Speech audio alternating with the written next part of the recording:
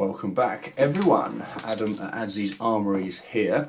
I've got a very old TM G3 here that someone has put their own little adjustments on it. Bigger stock, little foregrip, sort of a little muzzle that wouldn't have been on there originally. They've asked if I can do a bit of an overhaul and turn it into a bit of a monster really. Currently this on just the normal kind of 9.6 batteries sounds like it would have done when it was sort of produced, well, God knows how many years ago, which is like.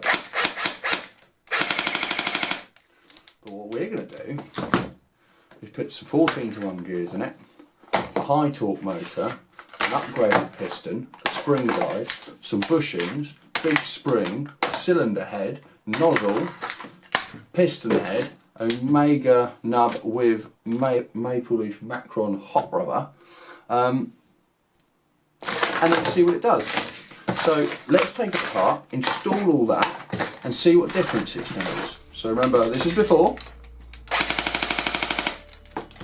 and let's see in a minute.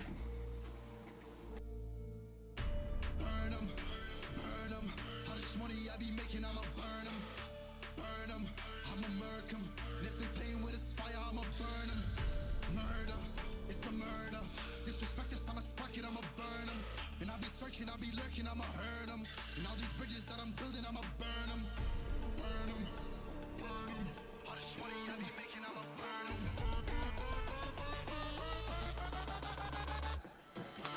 There, look at that, that is 100% standard. I don't think that has ever been opened in its entire existence. Now bear in mind these guns were well, these things are older than my airsoft career. I've been playing for almost 17 years. These were the original rental guns at the first site I ever played at. So yeah, let's get a lot of this all stripped out, get some fresh bushings in, because there are any plastic ones in there, they won't last for the punishment we're about to give it. And get it built with all the new parts.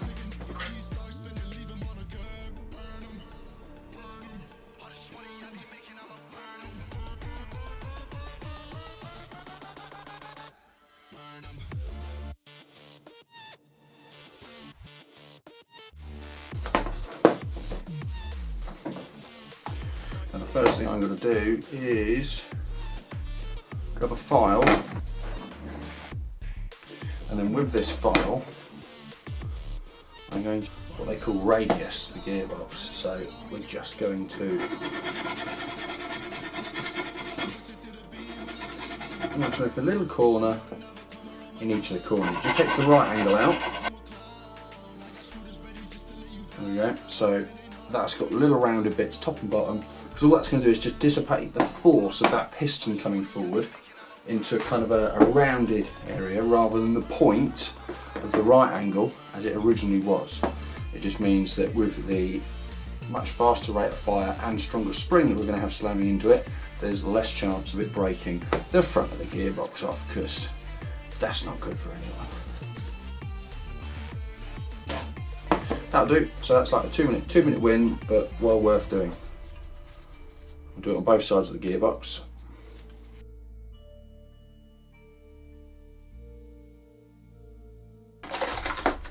So step one, bushings. These are replacing the plastic ones. We're going to start with the bevel gear.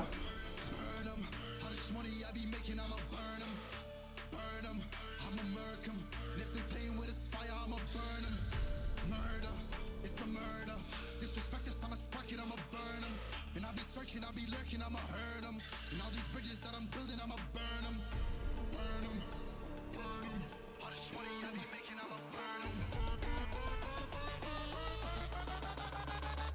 Burn them.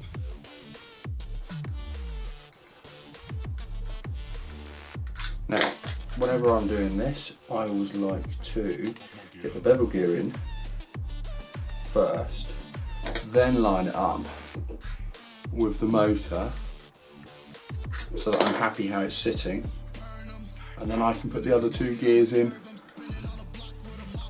to match what we've done at the first one.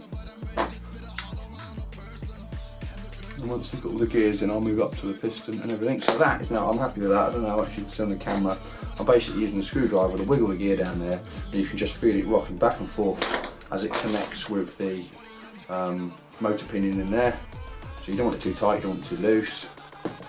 This means you've got the right amount of meshing with the teeth to get the best contact and have the least amount of wear.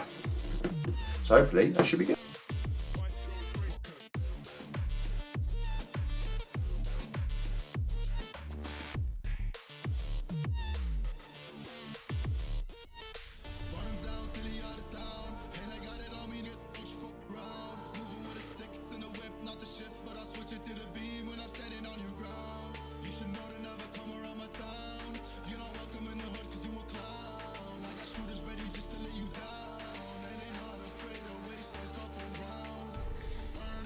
Look at that, how grim.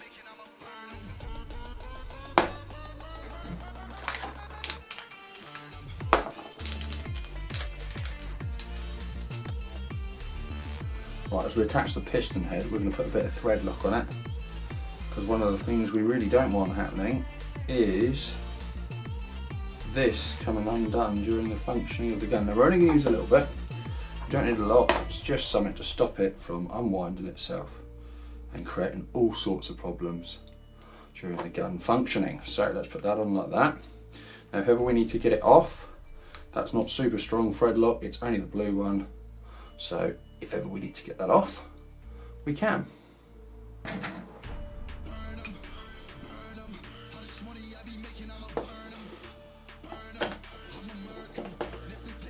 Yeah, look, 100% air seal with that combination. That's what we like.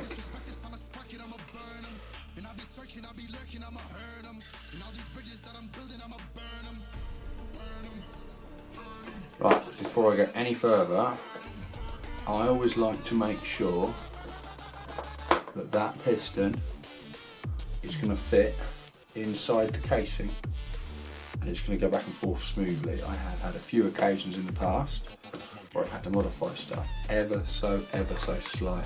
So, first test, that goes back and forth super smooth. Now the question is, does it go back and forth on top of the gears?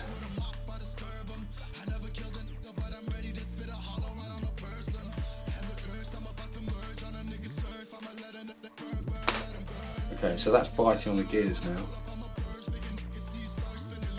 and I can confirm that that is quite smooth.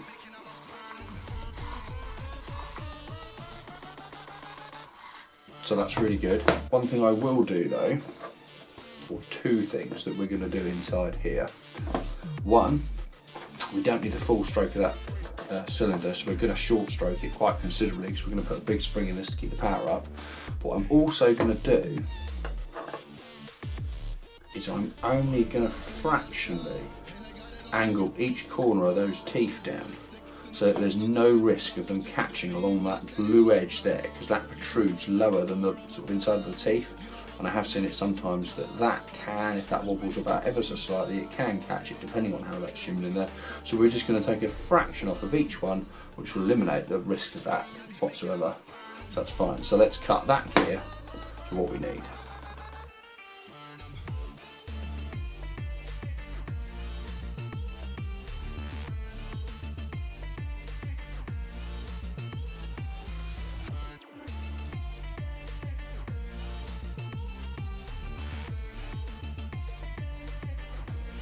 Okay, so we've done two things to the sector gear. We've taken 4 teeth off, not the neatest, I know, but it'll work, that's fine. And the other thing we've done, just as a precautionary thing, down that side of the teeth, I've angled them only ever so slightly. I don't think it's such a problem in this one, but I've seen some builds that is a worthwhile thing to do, because it just means that when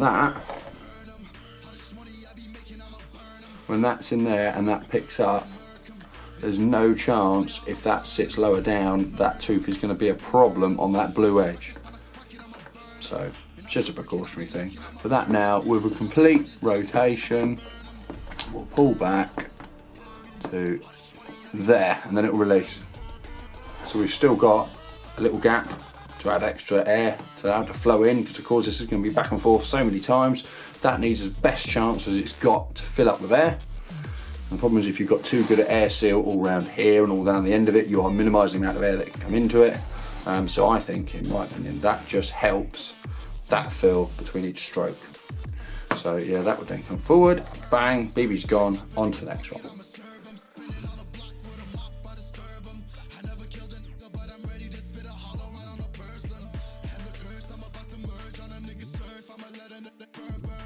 Okay, that's looking pretty good. Basically chop this tappet plate down to allow that to return a little bit quicker, so that it gets closed a bit quicker. And then obviously short striking, that's the piston return earlier, from a shorter distance, should we say. What I might do though, is because I might chop a little bit off the back of that sector chip, just because what that will do,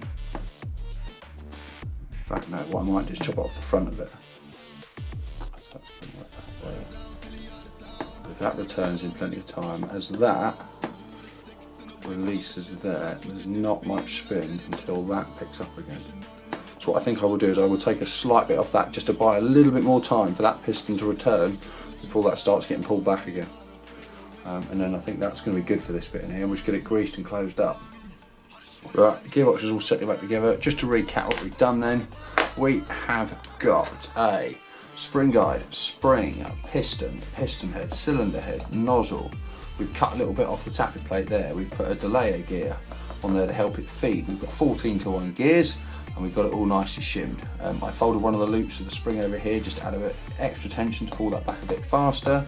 It's just all going to help. I mean, this isn't going to be like an ultra super duper fucking minigun style build, but it's still going to be relatively quick, so all that's going to help. Let's not forget to put the trigger back and rebuild it, and then see what it sounds like.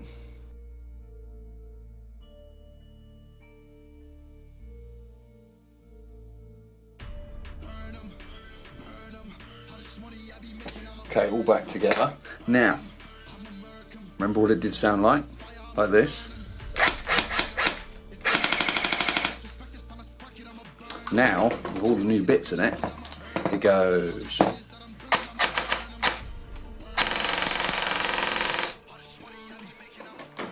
Now, just to prove that that is cycling, there we go, all complete. Hope you enjoyed, hope you learned something. See you in the next one.